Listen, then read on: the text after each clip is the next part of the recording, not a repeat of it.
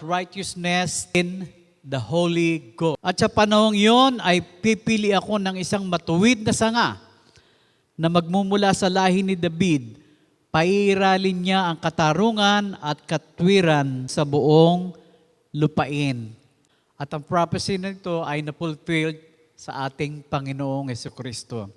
He is the branch of David, the branch of righteousness, wherein pag dumating siya, pairalin niya ang katwiran o yung tinatawag na matuwid na pamumuhay. Hindi pwedeng yung mga citizens of the kingdom ay mamumuhay sa unrighteousness. Okay?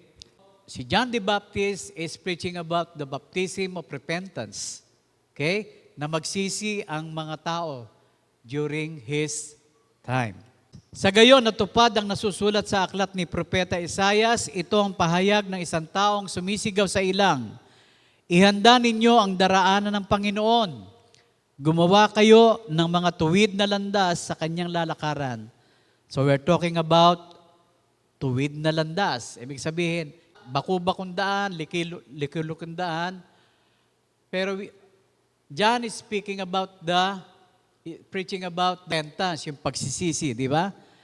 Matatambakan ang bawat libis at mapapatag ang bawat burol at bundok. Magiging matuwid ang daang liko, at patag ang daang baku-bako, at makikita ng lahat ng tao ang pagliligtas na gagawin ng Diyos. Anong nakita natin? John the Baptist is preparing the way of the Lord.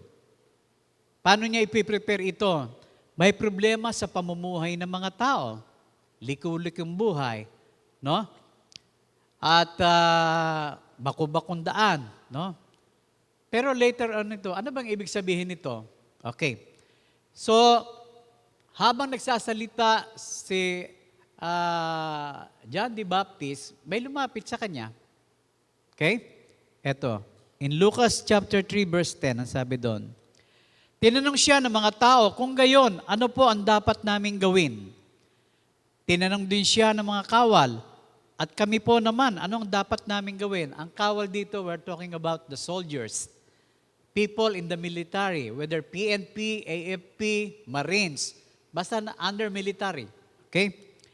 Huwag kayong kukuha ng pera, kanino man, ng sapilitan, o sa pamamagitan ng hindi makatwirang paratang, at masiyahan kayo sa inyong sweldo.